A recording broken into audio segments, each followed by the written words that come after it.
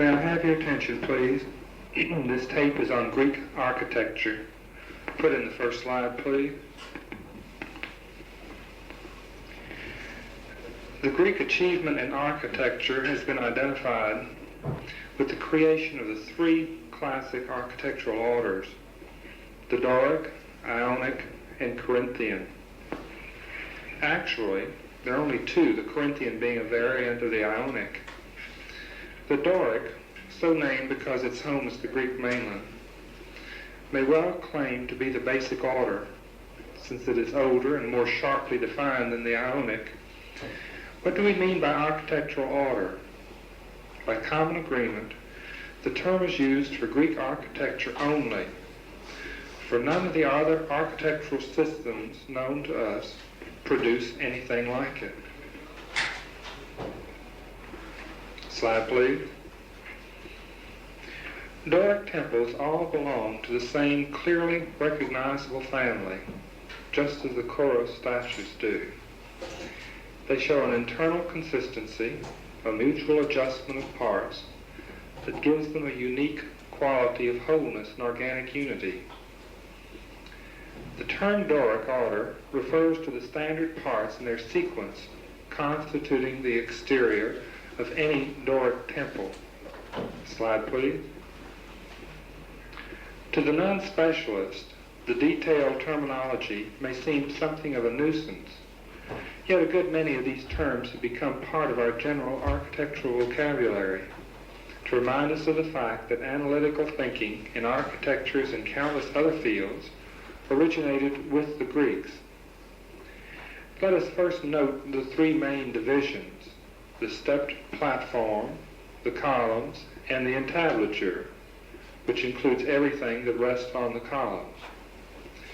The Doric column consists of the shaft, marked by shallow vertical grooves known as flutes, the capital, which is made up of the flaring cushion-like iconus, and a square tablet called the abacus.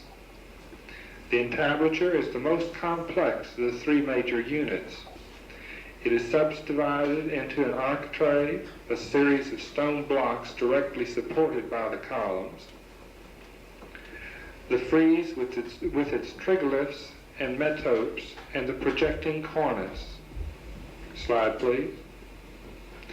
On the long sides of the temple, the cornice is horizontal, while on the short sides, or facades, it is split open in such a way as to enclose the pediment between its upper and lower parts.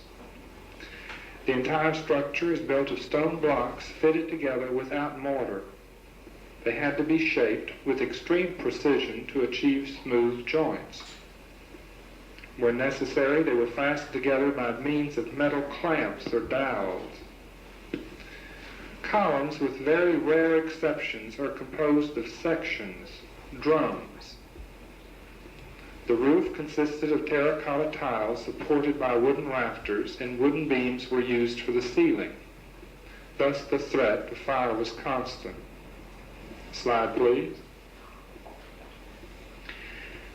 How did the Doric temple originate? Well, factors shaped the rigid and precise vocabulary of the Doric order, and this is an important and fascinating problem which has occupied archaeologists for many years, but which even now can be answered only in part, for we have hardly any remains from the time when the system was still in the process of formation.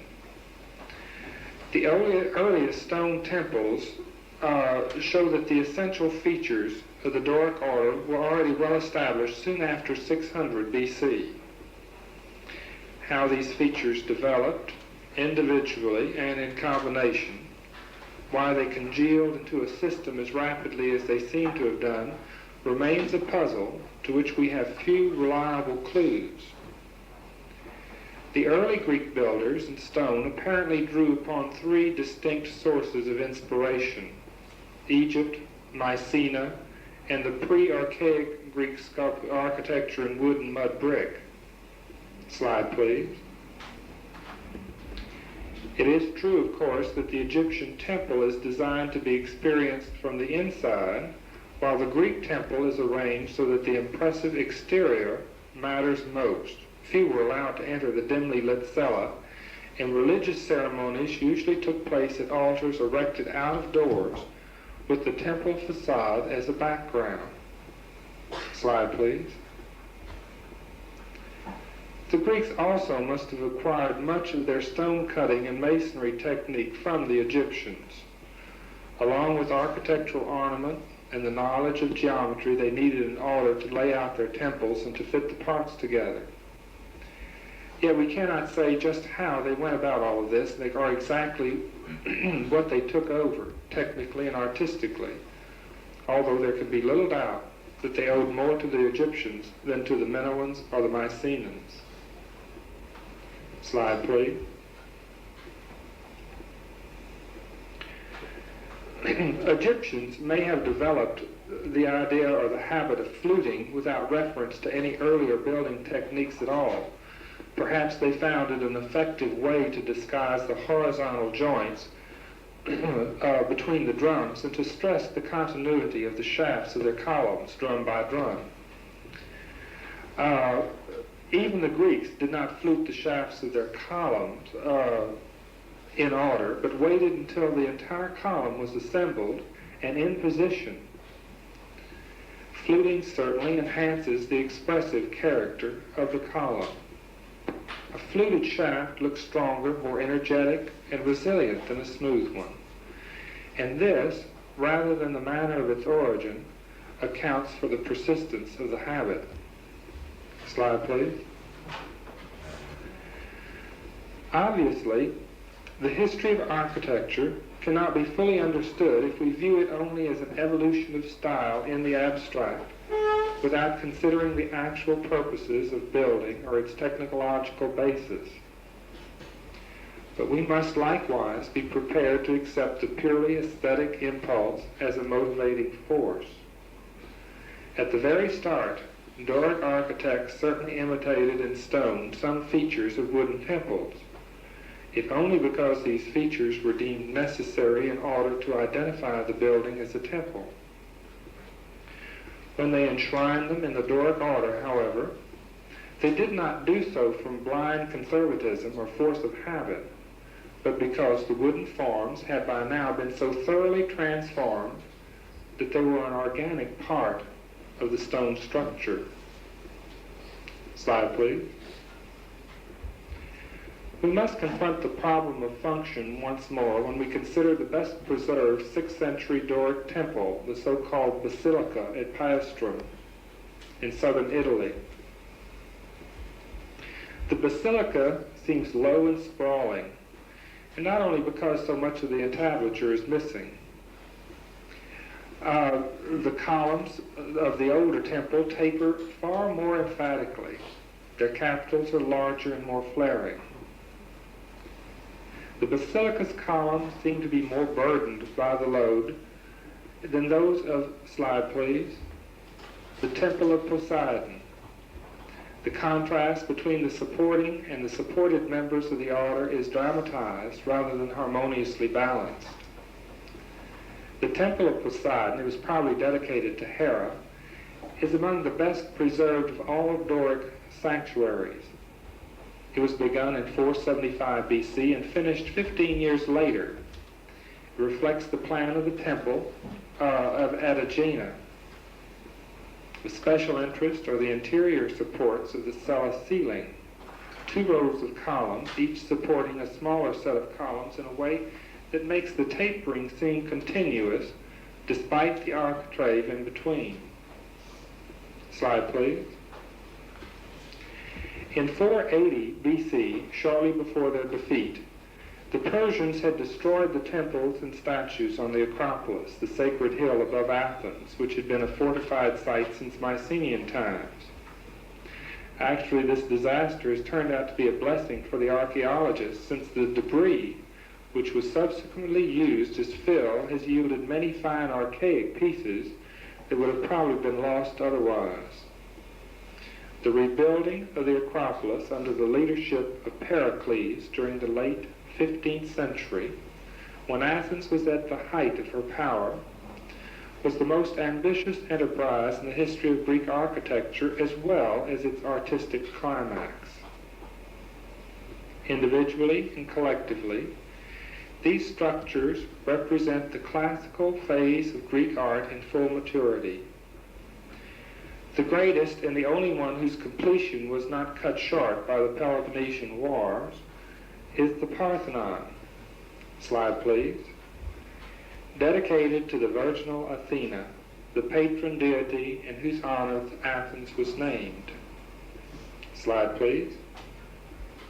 Built of gleaming white marble on the most prominent site along the southern flank of the Acropolis, it dominates the entire city and the surrounding countryside, a brilliant landmark against the backdrop of mountains to the north of it.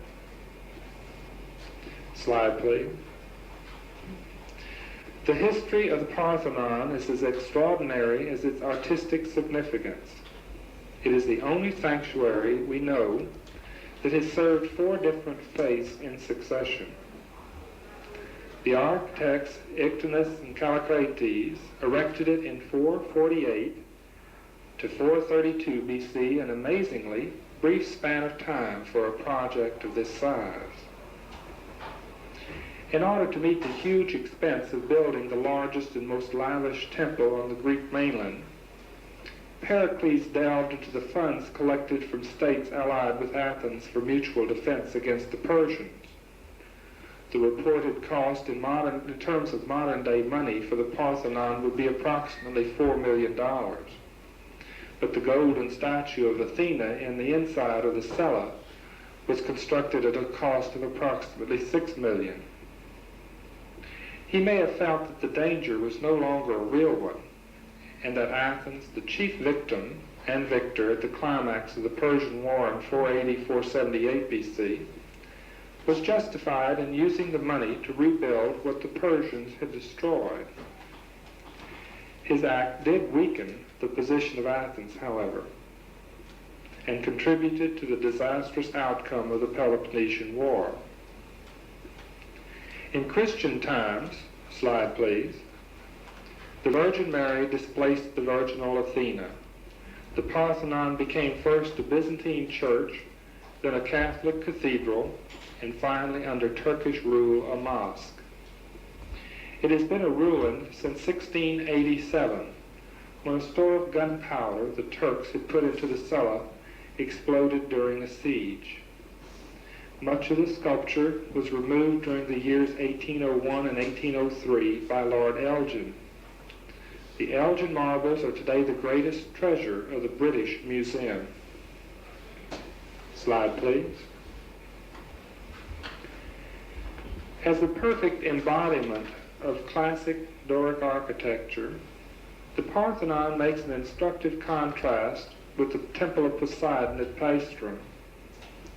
Despite its greater size, it seems far less massive. Rather, the dominant impression it creates is one of festive, balanced grace within the austere scheme of the Doric order. This has been achieved by a general lightening and readjustment of the proportions. The entablature is lower in relation to its width and to the height of the columns. The cornice projects less, and the columns themselves are a good deal more slender. The tapering and entasis are less pronounced, and the capitals smaller and less flaring, while the spacing of the columns has become wider. Or we might say that the load carried by the columns has decreased, and as a consequence, the supports can fulfill their task with a new sense of ease. Slide, please. The so-called refinements, intentional departures from the strict geometric regularity of the design for aesthetic reasons, are another feature of the classical Doric style that can be observed in the Parthenon better than anywhere else. Thus, the stepped platform and the entablature are not absolutely straight, but slightly buckled, so that the center is a bit higher at the ends. The columns lean inward, and the interval between the corner column and its neighbors is smaller than the standard interval adopted for the colonnade as a whole. Slide, please. A great deal has been written about these deviations from mechanical exactitude. That they are planned rather than accidental is beyond doubt. But why did the architects go to the enormous trouble of carrying them through? Every capital of the colonnade is slightly distorted to fit the curving architrave. They used to be regarded as optical corrections designed to produce the illusion of absolutely straight horizontals and verticals. Slide, please. The cella of the Parthenon is unusually wide and somewhat shorter than in other temples, so as to accommodate a second room behind it.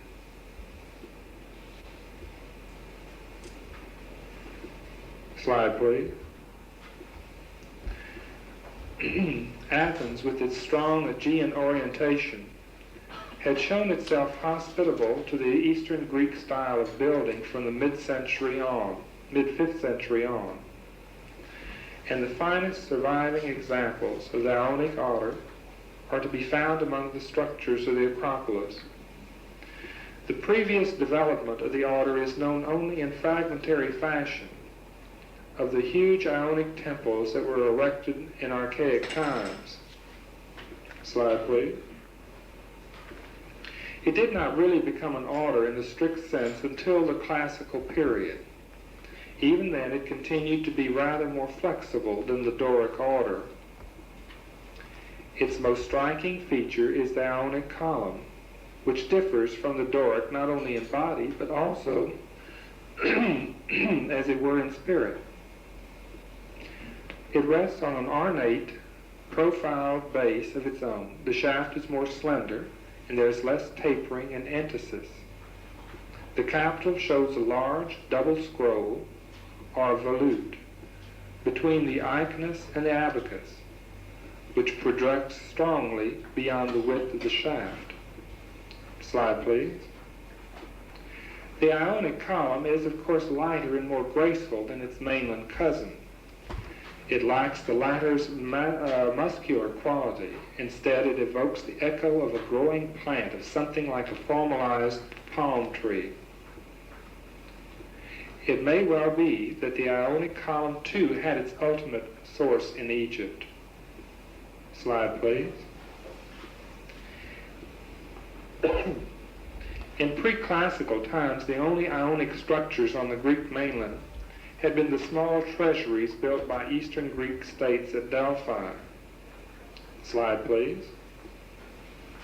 Hence, the Athenian architects, who took up the Ionic order about 450 BC, thought of it at first as suitably only for small temples of simple plan. Slide, please. Such a building is the little temple of Athene Nike on the southern flank of the Acropolis. Slide, please.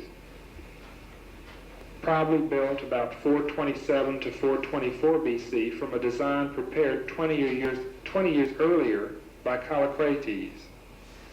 Slide, please. Larger and more complex is the Erechtheion on the northern edge of the Acropolis opposite the Parthenon. It was erected from 421 to 405 BC. And it is masterfully adapted to an irregular sloping site. Slide, please. The area had various associations with the mythical founding of Athens, so that the Erechtheion was actually a portmanteau, a sanctuary with several religious functions. Its name derives from Erechtheus, a legendary king of Athens. The eastern room was dedicated to Athena, the city goddess. And it may also have covered the spot where a contest between Athena and Poseidon was believed to have taken place. Slide, please. Instead of a west facade, the Erechtheion has two porches attached to its flanks, a very large one facing north and a small one toward the Parthenon. The latter is the famous Porch of the Maidens, its roof supported by 6 female figures on a high parapet instead of regular columns. Slide, please. One wonders whether these statues were the reason why a Turkish governor chose the building to house his harem 2,000 years later. We cannot altogether blame him, for here the exquisite refinement of the Ionic order does indeed convey a feminine quality, compared with the masculinity of the Parthenon across the way. Slide, please. Sculptural decoration on the Erechtheum was confined only to the frieze. The pediments remained bare, perhaps for lack of funds at the end of the Peloponnesian Wars. Slide, please. However, the ornamental carving on the bases and the capitals of the columns and on the frames of the doorways and windows is extraordinarily delicate and rich. Its cost, according to the accounts inscribed on the building, was higher than that of the figure sculpture. Slide, please. Such emphasis on ornament seems characteristic of the late 5th century. It was at this time that the Corinthian capital was invented as an elaborate substitute for the Ionic. Its shape is that of an inverted bell covered with the curly shoots and leaves of the acanthus plant, which seem to sprout from the top of the column shaft. At first, Corinthian capitals were used only for interiors. Slide, please. During the 3 centuries between the end of the Peloponnesian War and the Roman conquest, Greek architecture shows little further development. The largest volume of building activity was to be found in the Greek cities of Asia Minor. There we do encounter some structures of a new kind, such as the huge tomb at Mausoleus or the Pergamum altar. Yet the architectural vocabulary, aesthetically as well as technically, remained essentially that of the temples of the late 5th century. The basic repertory of Greek architecture was increased in one respect only. Slide, please. The open-air theater achieved a regular, defined shape. Before the 4th century, the auditorium had simply been a natural slope, preferably curved, equipped with stone benches. Now the hillside was provided with concentric rows of seats and with staircase aisles at regular intervals. Slide, please. At the center is the orchestra, where most of the action took place. At the extreme right, we see the remains of a hall-like building that formed the backdrop and supported the scenery. Slide, please. How are we to account for the fact that Greek architecture did not grow significantly beyond the stage it had reached at the time of the Peloponnesian War? After all, neither intellectual life nor the work of sculptors and painters shows any tendency toward staleness during the last 300 years of Greek civilization. There were inherent limitations that prevented Greek architecture from continuing the pace of development it had maintained in archaic and classical times. A number of such limitations come to mind. The concern with monumental exteriors at the expense of interior space, the concentration of efforts on temples of one particular type, the lack of interest in any structural system more advanced than the post and lintel or the upright supporting horizontal beams. Until the late 5th century, these had all been positive advantages. Without them, the great masterpieces of the Periclean age would have been unthinkable. But the possibilities of the traditional Doric temple were nearly exhausted by them, as indicated